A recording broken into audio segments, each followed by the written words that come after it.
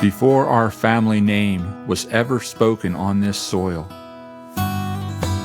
before towns and roads marked these hills, this land was home to the Lenni Lenape. They were the first stewards of what would one day become Bucks County, Pennsylvania. Long before it was called Langhorne, before Attleboro, it was known as Four Lanes End, named for the crossing of two ancient Indian paths. The land had its own story, long before ours began. In England, Marjorie Ann Page was born into a world she would one day leave behind. She married Charles Plumley, and together they started a family, raising 6 sons. In 1682, seeking freedom of faith among William Penn's Quaker settlers, they boarded the ship Society. At least 4 sons made the crossing, the rest uncertain. Together, they sailed toward a land they had never seen. When Charles arrived along the Delaware River in what would soon become Bucks County, he purchased land along the Neshaminy Creek from Samuel Allen. For Charles and Marjorie, it was more than land. The creek provided water, food, and beauty. A place where a family could begin again. On that land, the Plumley story in America took root. But the new world demanded sacrifice. Just 1 year after arriving, Charles died. There is no record of where he was buried. Perhaps somewhere along the Neshaminy. Perhaps in ground long since forgotten. But the land he chose remains. A year later, Marjorie remarried Henry Paxson and continued the life she and Charles had begun. Through loss and through perseverance, the family line carried on. That same year, a patent for 250 acres along the Neshaminy Creek was granted to Marjorie Plumley.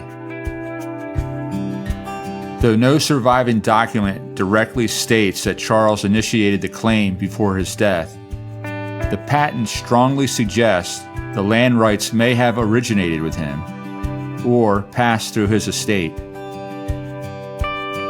The tract formed a simple shape, a triangle. Centuries passed. Forest became farmland. Farmland became roads and neighborhoods. After retiring from a career as a land surveyor, I opened a satellite map and searched for that same stretch of land beside the creek. And there it was, the triangle, a surviving piece of the old Plumley tract, still holding the same shape. The boundaries had endured.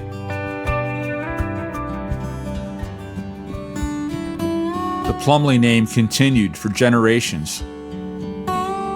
Fathers passed it to sons. But as time went on, daughters carried the bloodline into new families, and the surname began to change. Plumley became Rich. Rich became Smith. The name changed, but the story did not. Generations later, in Walnut Shade, Tennessee, my mother was born, carrying the name Smith. In time, she married my father, Antonio Zuniga, and together they started their family in South Texas. By then, the events of 1682 felt very far away.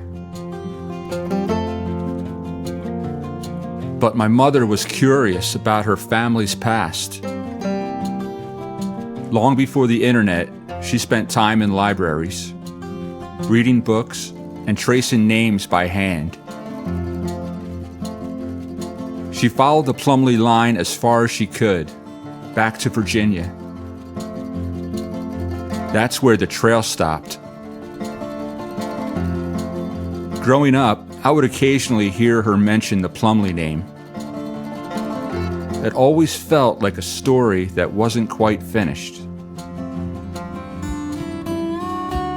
After she passed, and after I retired, I finally had time to read more myself. I purchased a book from the Historic Langhorne Association. Langhorne, Crossroads of History by Florence Wharton. As I read about the early settlers of the town, one name seemed to rise from the page: Marjorie Plumley. Curiosity turned into determination.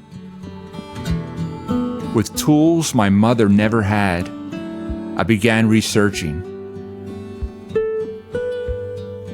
Slowly, the pieces came together. The line extended beyond Virginia, back to Pennsylvania, back to 1682, back to Marjorie.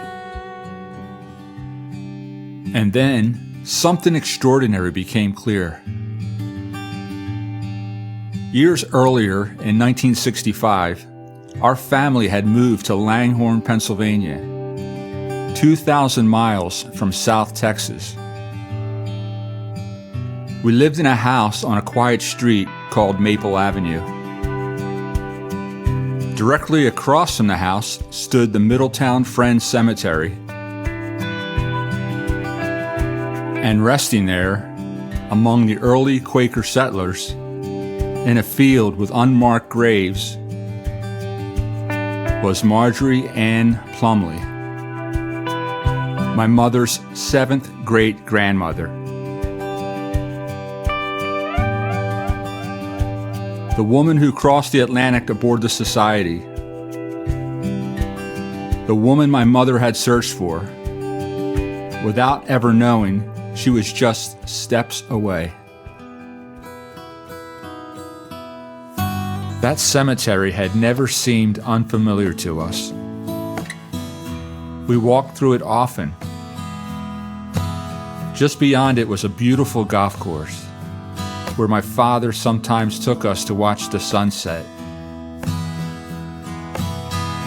As a boy, I crossed that same ground on my way to the Neshaminy Creek to fish in the summer. And in the winter, we sledded down the hills of that same golf course. All the while, never realizing how close we were to the beginning of our own story. Today, I live in California. When I first realized that Marjorie Plumley was buried across the street from the house where we once lived, I wish I could instantly return there. I have sisters that still live in Bucks County and neighboring Montgomery County. They have visited the field where Marjorie rests. And soon, I will return there myself. In 1682, Charles and Marjorie Plumley crossed an ocean seeking a new beginning. Charles' resting place may be unknown, but the ground he chose became part of who we are. Through Marjorie's strength and through generations of ordinary lives, the story continued. From Pennsylvania to Virginia to Tennessee to South Texas, and in time, back to Pennsylvania. And from there, across the country. I spent my life studying land, tracing boundaries and understanding how the earth is divided. But the most meaningful discoveries were never measured in acres. They were the stories hidden in the records, the lives connected by a place, and the unexpected paths that lead us home through time. The creek still flows. The land still holds its shape.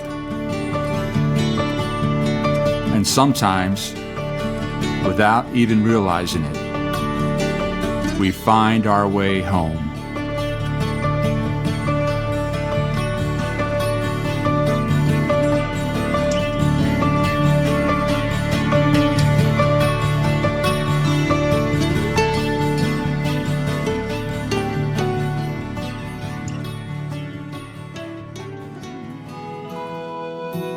Four lanes in where Attleboro begins, and Langhorne is just a dream away.